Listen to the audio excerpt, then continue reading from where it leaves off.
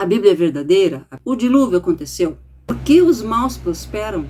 Veremos o anticristo? O arrebatamento está próximo? Olá, Deus abençoe quem estiver ouvindo esse vídeo.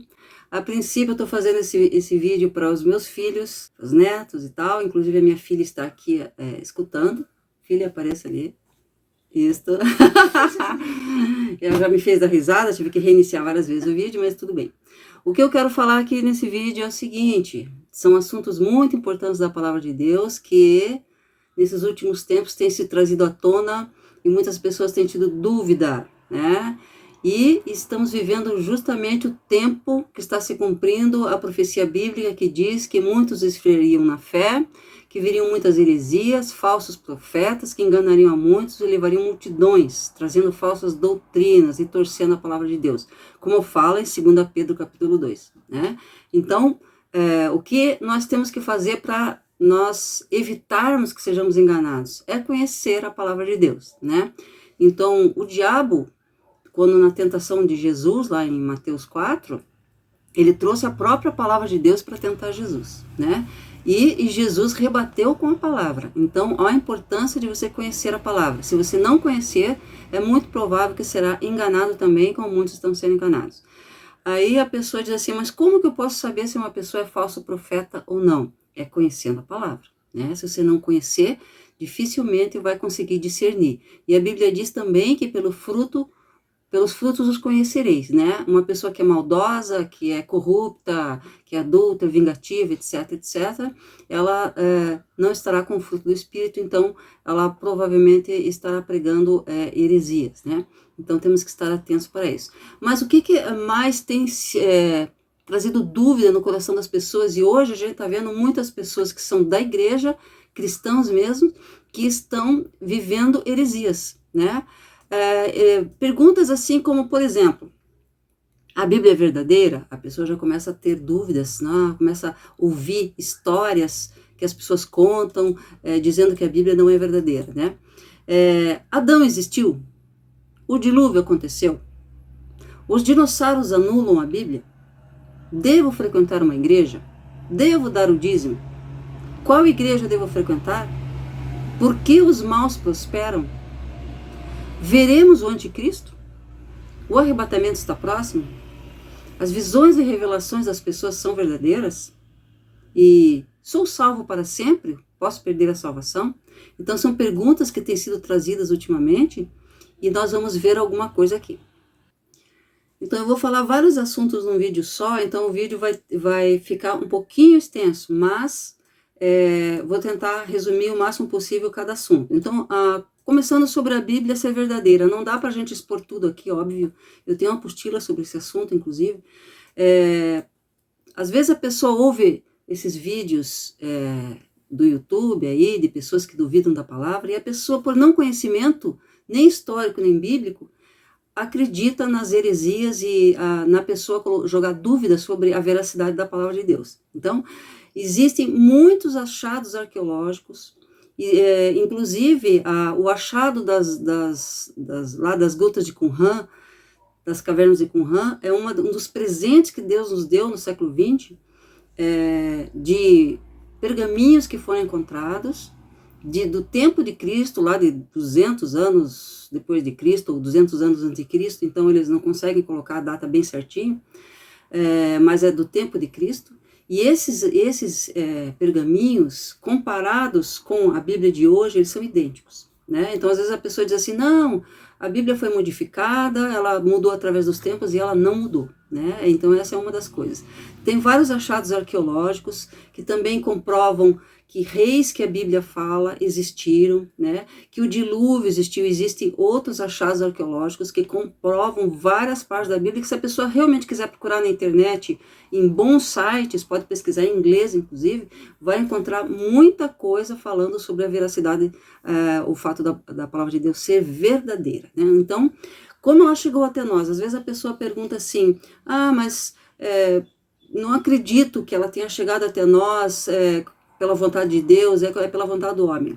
O que acontece? A palavra de Deus, ela tem ela é toda entrelaçada de uma tal maneira que é impossível que uma pessoa só tenha conseguido fazer todo esse entrelaçamento entre os assuntos bíblicos, né? E as datas conferindo, as datas batendo, as coisas dando certo quando a pessoa vai pesquisar a Bíblia, a geografia, a história, os personagens bíblicos, tudo se encaixa, né? E se a pessoa vai, por exemplo, estudar a história, como muitos historiadores do passado, pessoas da antiguidade, Joséfo e outros que trouxeram estudos da história, e se encaixa perfeitamente na palavra de Deus. A Bíblia diz que o mundo jaz no maligno. Então significa que muita mentira tem sido propagada e muito mais mentira vai ser propagada nesse futuro próximo, né? Então, mas aqueles que estudam a Bíblia e estudam a história, a arqueologia, a geografia, baseados na verdade, vão encontrar muitos achados e muitas respostas bem interessantes, né? Existem estudiosos a respeito dos dinossauros, por exemplo, que contrariam todos os estudos atuais, né? Porque hoje é pregado nas escolas o evolucionismo, que há 100 anos atrás não se pregava, né? Então hoje coloca-se na cabeça da criança, por exemplo, que a Bíblia não é verdadeira, né? E estudos bem interessantes, inclusive vou deixar um link aqui embaixo de um vídeo muito bom que fala sobre o dilúvio e os dinossauros, sobre os fósseis, né? E mostrando que fósseis têm sido criados em laboratório, mostrando que com uma diferença muito grande de temperatura e certos elementos, faz com que haja um fóssil do dia para a noite, né? Então, contrariando o que muitos dizem, que precisa de milhares e milhares de anos para que haja fósseis, né? Inclusive, eu lá pelo ano 2006, um dia numa escola, em cima da mesa dos professores tinha um jornal da Folha de São Paulo, e ali dizia assim: cientistas ingleses comprovam que há erro na contagem com carbono 14. Então, isso já mostra que a contagem com carbono 14, ela não é 100% válida, né? Mas, claro que tudo que vá a favor da Bíblia não é apoiado por certos cientistas aí, certos governos, etc., né? Então, isso é deixado de lado. Mas a Bíblia menciona também animais estranhos, dragões e animais das profundezas, das águas, que não existem mais, né? E a Bíblia menciona isso. Então, se a gente for estudar profundamente a questão dos dinossauros, há muitas perguntas sem respostas, e muitos que dizem que é do jeito que é, do que eles pregam, não é do jeito que eles pregam, né? Então, isso não está respondido 100% pela ciência, mas tem se encontrado evidências que contrariam as atuais explicações que é dado nas escolas, inclusive, etc., etc., né? Então, toda essa situação da veracidade da Bíblia, se realmente aconteceu o dilúvio, se Adão existiu, tudo isso é respondido quando você se aprofunda nesses estudos. Aqui não é o caso, eu não vou me aprofundar nesses estudos aqui, só estou pincelando um pouquinho cada uma dessas dúvidas que as pessoas trazem, mas que se você procurar, você vai encontrar resposta aí para muitas dessas perguntas aqui, a respeito de todo esse início desde a criação e tal. Então, no dilúvio, se você for lá em Gênesis capítulo 2, você vai ver que antes não chovia sobre a terra, tá? Você vai ver capítulo 2, que é ali que um vapor molhava a terra, né? E quando aconteceu o dilúvio, houve uma transformação geológica intensa, gigante, porque saiu muita água de baixo, e toda aquela nebulosidade que cobria a terra e fazia com que não houvesse diferenças drásticas de temperatura, por isso as pessoas viviam muitos anos. Adão viveu 930 anos, e muitos outros viveram cerca de 900 anos, 900 e tantos anos, e as pessoas tinham longevidade, as frutas eram maiores, eram melhores, né? E com o dilúvio houve uma mudança drástica em todo o planeta, dividiu-se os continentes, houve uma mudança geológica muito grande, e nessa situação muitos fósseis apareceram também nesse momento, né? E aí, com esse acontecimento geológico, a Terra se modificou, E os anos do homem diminuíram, antes era 800, 900 anos, passou a ser 120 anos, e agora a Bíblia diz que é em torno de 70, 80 a média, né? Então foi diminuindo, também pelo pecado, pelas condições todas ao redor, foi diminuindo o tempo do homem sobre a terra, né? Depois vem as outras dúvidas, né? A pessoa hoje tem sido muito pregado que você não precisa ir para a igreja, né? Só que a Bíblia fala em Hebreus 10 que nós não devemos abandonar a nossa congregação como é costume de alguns. Aí tem gente que diz, mas uma congregação eu posso me reunir com uma pessoa em qualquer lugar, muito bem, muito bem. Mas as igrejas estão com as portas abertas para isso, né? Quando chegar o tempo que seja proibido abrir porta de igreja, então as pessoas voltam no tempo como no tempo bíblico, que se reuniam nas casas, porque não se permitia ir na igreja. Então as pessoas hoje pregam, não precisa ir para a igreja, porque no tempo de Cristo eles ficavam na casa das pessoas. Sim, eles ficavam na casa, porque eles foram expulsos do templo, e eles eram perseguidos e fugiam. Por isso surgiram aquelas 7 igrejas, por exemplo, lá do Apocalipse, lá na Ásia, que na verdade é Turquia hoje, que essas igrejas, na verdade, surgiram após perseguição. Eles fugiram ali da parte de Jerusalém, fugiram, foram lá para cima e foram... ali se abriu outros pontos, né, de igrejas, porque eles estavam fugindo. Então a pessoa diz, eu vou ficar em casa, mas a igreja está com a porta aberta para que você vá para a igreja, né? Então a Bíblia diz em Hebreus 10 que não deixe a sua congregação, como é costume de alguns, principalmente quando vê que vai chegando aquele dia que é a volta de Cristo. Então esse é um ponto. Você precisa, a lenha, se tirar da fogueira, ela se apaga. Se você deixar a lenha na fogueira, ela vai continuar toda a fogueira acesa. Precisa da igreja, é necessário, né? A outra pergunta é se devo dar o dízimo, né? Se você for analisar as passagens bíblicas, eu vou ver aqui. Então, uma das coisas que as pessoas falam assim, dízimo é coisa só do Velho Testamento. Sim, é do Velho, mas também é do Novo, né? Jesus pregou o dízimo, eu vou mostrar onde Jesus pregou o dízimo. Mateus 23, 23 diz assim, ai de vós, escribas e fariseus hipócritas, pois que dizimais a hortelã, o endro, o cominho, e desprezais o mais importante da lei, o juízo, a misericórdia e a fé. Deveis, porém, fazer estas coisas e não omitir aquelas. Às vezes a pessoa não entende a Bíblia porque não sabe a língua portuguesa, tá? Então aqui tem, veja só, tem estas e aquelas, são 2 palavras, 2 pronomes demonstrativos, tá? O primeiro, então veja só, estas coisas, que é a misericórdia e a fé. Aquelas, então, é o dízimo. Então, veja só, o que a gente tem que entender aqui é que Jesus falou de 2 situações. Dar o dízimo, que eles dizimam a hortelã, o endro, o cominho, mas desprezam a misericórdia, a fé, a misericórdia, o juízo e a fé.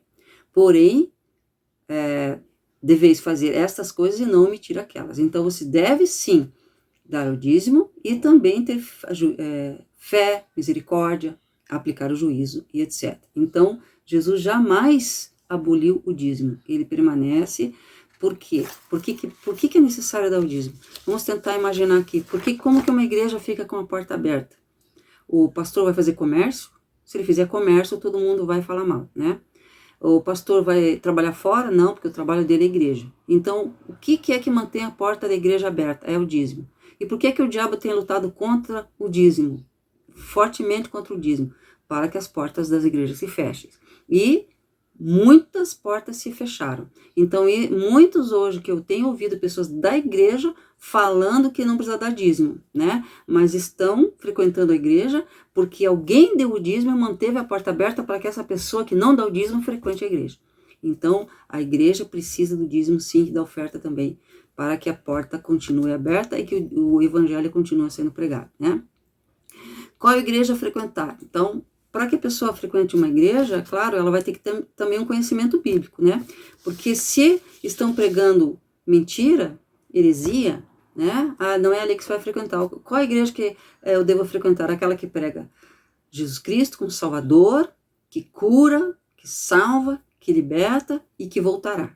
Esse é o principal, né? Pregar o amor ao próximo e o perdão, aquilo tudo que Jesus ensinou. É isso que é o que uma igreja tem que pregar. Então, número 1, tá? Amor ao próximo, perdão, e daí todas essas coisas que é necessário para o dia a dia, que é você, a pessoa chega até a igreja, ela vai pedir cura, ela vai pedir libertação, ela vai precisar de solução na sua vida. Precisa, porque se você chega numa igreja que não traz nada para você, não te traz libertação, não traz cura, você sai do mesmo jeito que você entrou, então não é uma igreja boa para frequentar. A igreja tem que trazer palavra de salvação, acima de tudo, e também a cura e a libertação para a vida da pessoa. Isso é o fundamental. Se a pessoa está insatisfeita numa igreja, é porque normalmente está faltando isso. Está faltando cura e libertação para a vida dela, salvação, transformação de vida, e é isso o básico de uma igreja, né? Se a igreja, às vezes as pessoas elas não conhecem a Bíblia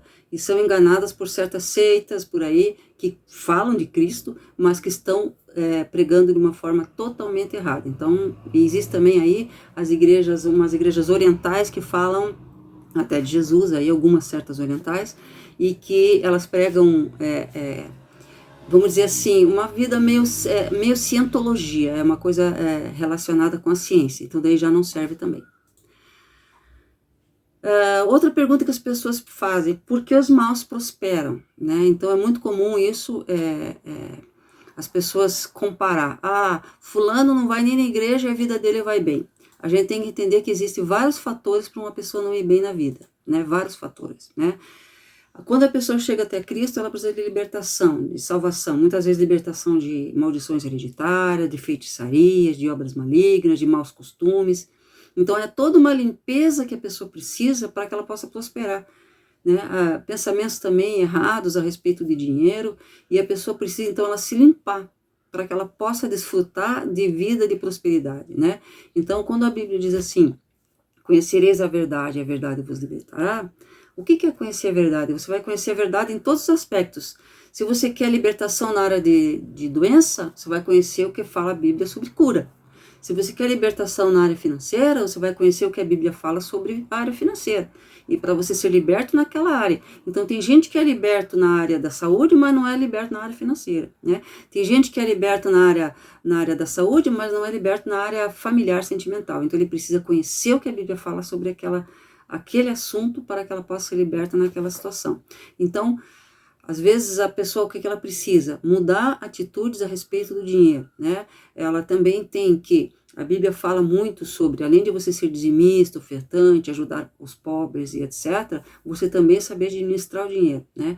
Para que você possa ter prosperidade. Então, eu ouço muitas pessoas falando, é porque que aquela pessoa faz tanta coisa errada e ele é rico, por exemplo, né?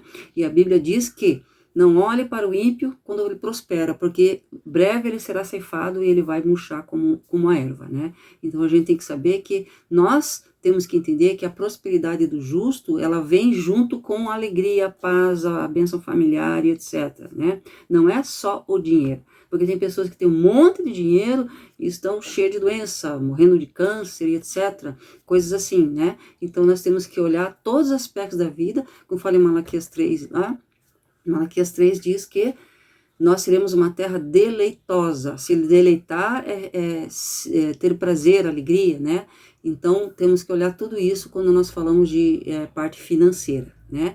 A pessoa também não ser gananciosa, amar o dinheiro, ser mão fechada, né? Todas essas coisas, então, que atrapalham a prosperidade. Então agora eu vou entrar no assunto que eu realmente queria entrar, que é sobre a escatologia, o fim dos tempos, né?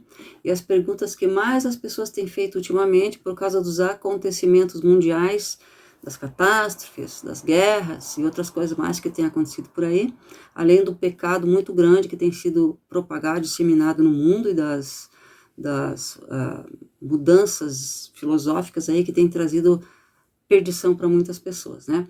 Então, uma das perguntas que as pessoas muito fazem é se nós veremos o anticristo, né? Então, tem os que vão ver e os que não vão ver. Quem não vai ver o anticristo são os salvos, tá? Vamos ver onde que está escrito isso na palavra de Deus, então? Vamos ver aqui, deixa eu achar aqui, 2 Tessalonicenses, capítulo 2. Diz assim no verso 2. A que vos não movais da vossa mente com facilidade, nem vos perturbeis, quer por espírito, quer por palavra, quer por epístola, como se procederes de nós, supondo tenha chegado o dia do Senhor. Bem, quero falar sobre essa passagem que é algo muito importante. Muita gente tem feito confusão nesse versículo aqui, porque existem diferenças de tradução. Por quê? Porque as traduções que foram feitas em grande parte, mais antigas, elas não se basearam em escritos mais antigos, como, por exemplo, que foi encontrado depois, Códices do Sinai, Códices do Vaticano, que são escritos do século IV, lá do ano 300 e alguma coisa, né? Então, esses escritos, eles trazem a grafia, vamos dizer assim, a escrita certa desse versículo, onde fala dia do Senhor, né? Mas, se você for procurar em versões, por exemplo, da língua portuguesa, e mesmo na King James, esse versículo está errado. Na versão da João Ferreira de Almeida, ARC, esse versículo aqui está errado, né? Ele está como dia de Cristo, né? E isso faz toda a diferença na hora de interpretar sobre arrebatamento, tá? Então, o que o apóstolo Paulo está falando aqui para a igreja de Tessalônica? Ele está dizendo, primeiro, que vocês não se perturbem, nem por espírito, nem por palavra, como? A pessoa diz assim, eu estou sentindo pelo meu espírito que Jesus já voltou, tá? Então, não vos perturbeis assim, nem por palavra de alguém, nem por carta de alguém, epístola, como se viesse de nós, ele disse, supondo que o dia do Senhor já chegou. Que dia do Senhor é esse? Esse aqui é o Armagedon. Então, na Bíblia tem duas maneiras ali de se referir a dia do Senhor, dia do Senhor e dia de Cristo. São duas coisas diferentes, tá? O dia do Senhor é citado em Isaías, Zacarias, Malaquias, Joel, etc. Dia do Senhor é dia de vingança. Fala assim que dia do Senhor é dia de vingança, é Armagedon, é dia que Deus vai derrubar os seus inimigos por terra, vencê-los e matá-los, jogá-los no inferno, né? E o dia de Cristo, vamos ver lá, vamos ver aqui em Filipenses, aqui, verso 16. Verso 16, Filipenses 2,16, o apóstolo Paulo escrevendo para Filipos, retendo a palavra da vida para que no dia de Cristo possa gloriar-me de não ter corrido nem trabalhado em vão. Então aqui, ele está esperando o dia de Cristo. O que ele está esperando? O arrebatamento, o dia de Cristo, tá?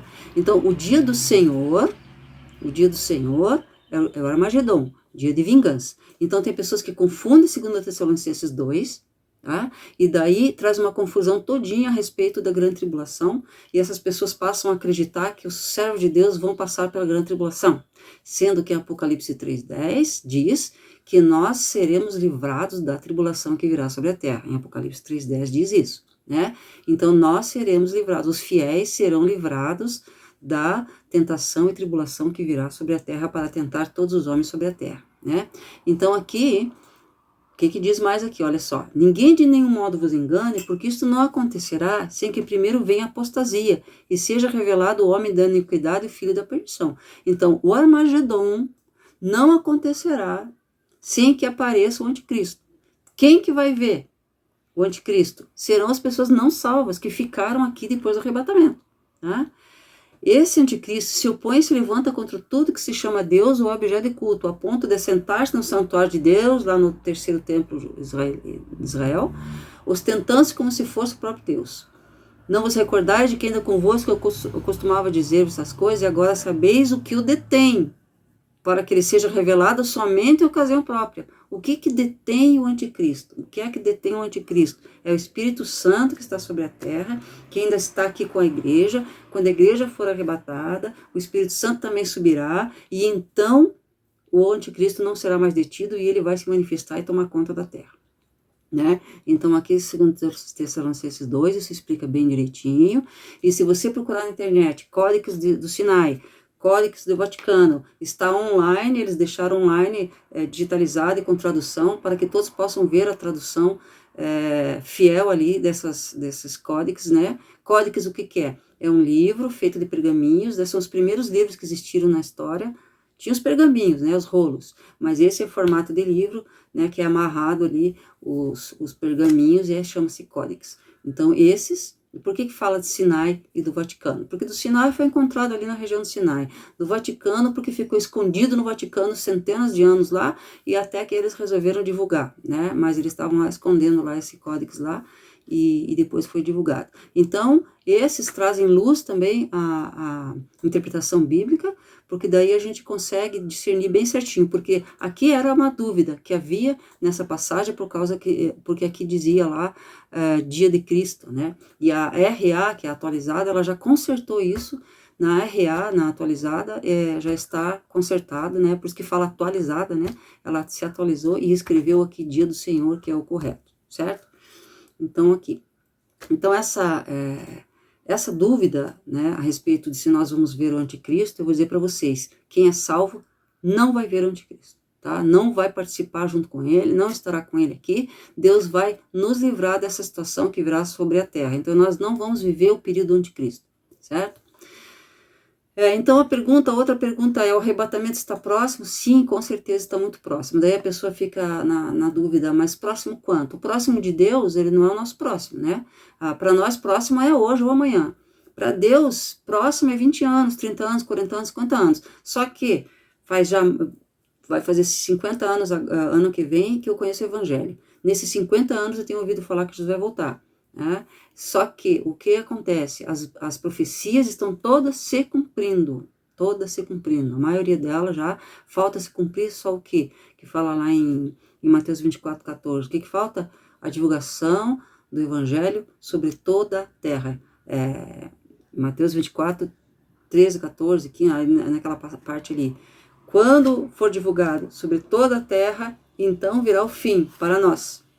Daí, ali, Mateus 24:15 em diante, vem a grande tribulação, aí começa uma outra situação sobre a terra, que é a grande tribulação, né? Aí as pessoas perguntam assim, mas essas pessoas que estão tendo um monte de visões, revelações, aí nunca acontece, falaram que ia ter um tsunami de 300 metros, que ia ter um terremoto que ia dividir o Brasil no meio, que ia afundar os Estados Unidos. Todas essas pessoas estão tendo visões da grande tribulação, porque a grande tribulação está muito próxima. Então, por isso, as pessoas estão tendo todas essas visões, e são de Deus sim, as pessoas estão tendo visões de Deus. Tem vários casos aí de criança tendo visão da volta de Cristo, e realmente está muito próximo, a gente tem que esperar ele, viver como se Jesus fosse voltar hoje, porque a Bíblia diz que nós não sabemos o dia nem a hora, e se alguém marcar uma data, essa pessoa está errando, não pode marcar data de volta de Cristo, porque está escrito que ninguém sabe, nem os anjos no céu sabem o dia, a data, a hora, o momento da volta de Cristo, só o Pai que sabe, né? Outra pergunta que as pessoas fazem também, mas eu já aceitei Jesus, tem inclusive algumas igrejas por aí que fazem essa afirmativa que não, se aceitou Jesus está tudo bem. Só que lá em Apocalipse 3:11 diz que eu tenho que cuidar para que ninguém tome a minha coroa. Então significa que eu posso perder a salvação sim, né? Então essa história de aceitei Jesus e está tudo bem para sempre, claro que não, né? Se eu aceitei Jesus hoje e eu cometer um crime, matar alguém, eu vou perder a salvação. Então isso é uma coisa muito que tem sido pregada hoje em dia e tem trazido perdição para muitas pessoas, né? Concluindo aqui a questão da escatologia. Então, o que vai acontecer? Vai vir o arrebatamento, a igreja vai subir, haverá festa no céu, essas bodas do Cordeiro durará 7 anos no céu, enquanto na terra terá tribulação de 7 anos. Aí Jesus voltará para toda a terra, e aí ele vai, como se diz assim, reinar nos 1000 anos de paz. A Bíblia diz que nós reinaremos com ele. Ele vai salvar os judeus que o aceitarem. Então, o que vai acontecer? No meio da tribulação, o anticristo, ele vai querer ser adorado, e nesse momento, os judeus, eles vão cair na real e vão entender que ele não é o Messias, porque eles vão achar que o Messias é o anticristo, porque eles querem um Messias que devolva para eles o país deles em riqueza e etc, e domínio sobre a terra e tal. E daí eles vão cair na real que o anticristo não é o Messias, e aí eles vão dizer, olha, agora nós queremos em Jesus. E aí a Bíblia diz que Jesus virá no momento do Armagedon e vai lutar por eles, e vai colocar seus pés sobre o Monte das Oliveiras, e no meio do monte será partido, provavelmente um terremoto, alguma coisa, vai dividir no meio, e está escrito que eles irão fugir por esse vale. Vamos ver a passagem. Então, em Zacarias 14:4 em diante diz, e naquele dia estarão seus pés, os pés de Jesus, né, sobre o Monte das Oliveiras, que está de fronte de Jerusalém para o Oriente, e o Monte das Oliveiras será fendido pelo meio, para o Oriente, para o Ocidente.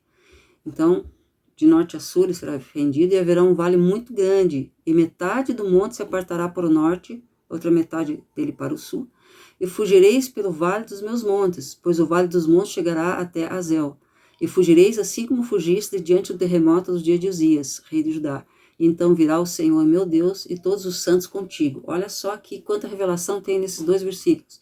Então Jesus virá e ele porá os pés sobre os montes ali, tá?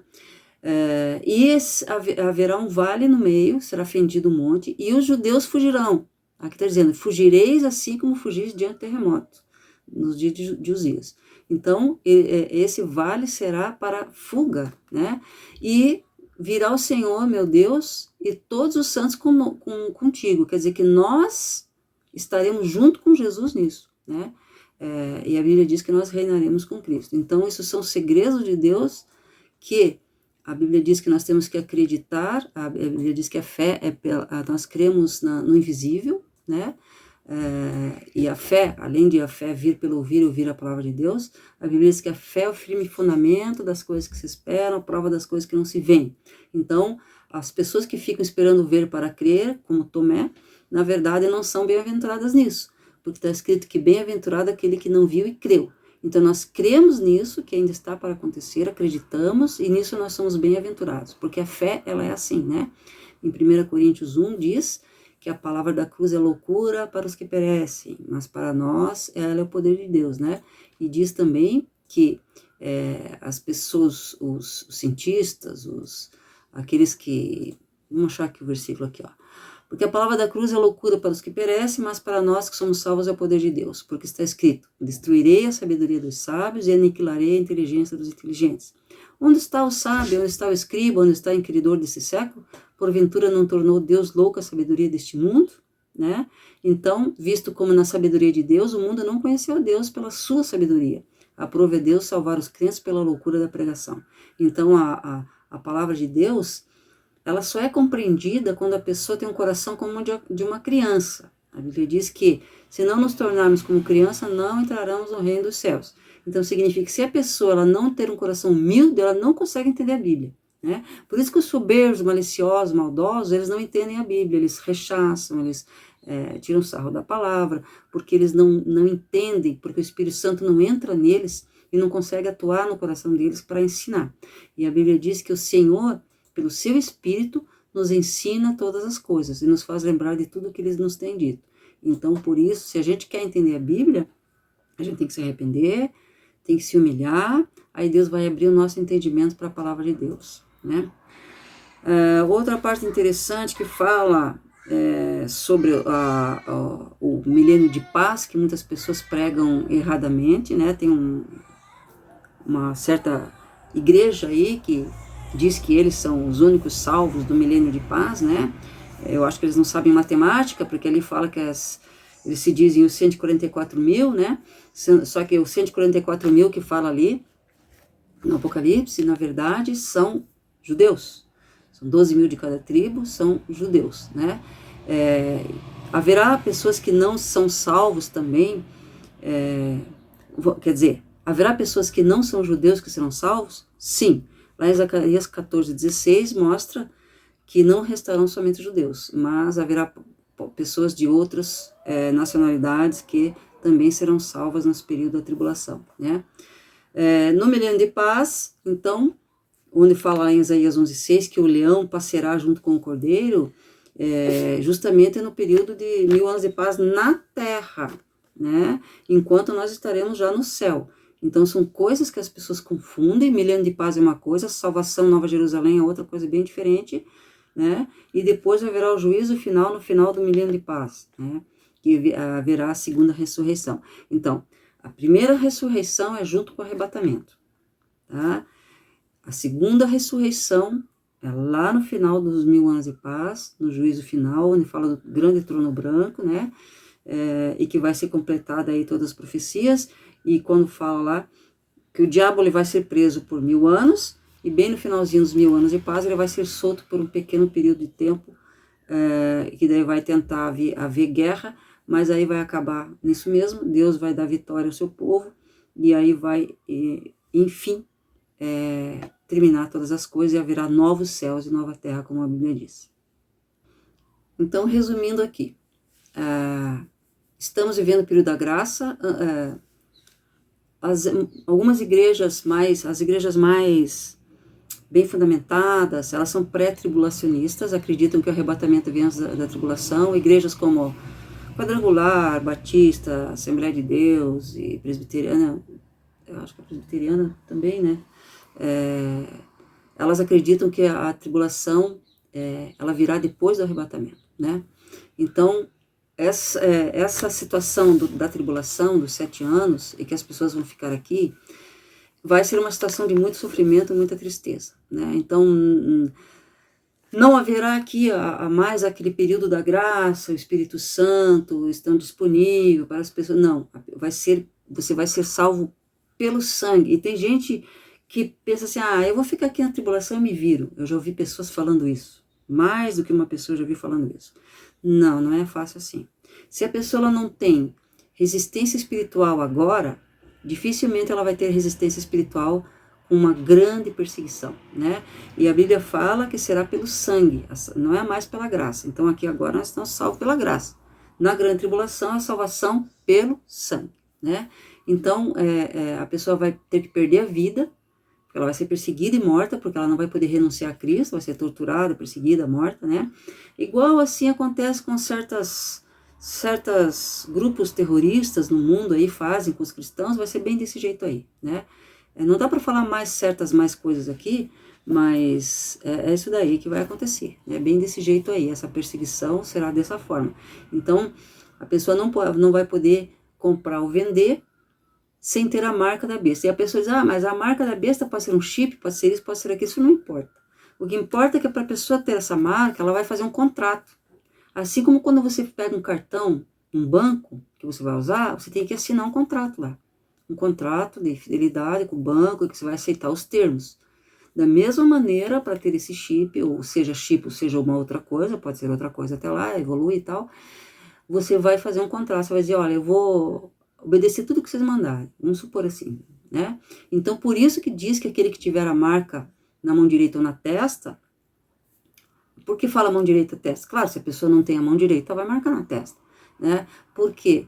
Porque essa pessoa, ela vai perder a salvação porque ela vai entregar a sua alma para a vontade dos outros, né? Daqueles que são anticristo. Então, por isso essa pessoa vai perder a salvação. Então, se você olhar, por exemplo, para as 2 testemunhas que falam no Apocalipse, por que as 2 testemunhas estão vestidas de trapo? Porque elas não têm a marca da besta e elas não podem comprar e vender. Elas pegaram qualquer pano velho e se vestiram, né? Então, vai ser assim, a pessoa vai viver, aí eles serão mortos, né? As 2 testemunhas que vão estar fazendo milagres como Elias. Alguns dizem que essas 2 testemunhas são Elias e Moisés. Eu acredito que deva ser Elias e Enoque, que foram os 2 que subiram e não morreram, quem sabe?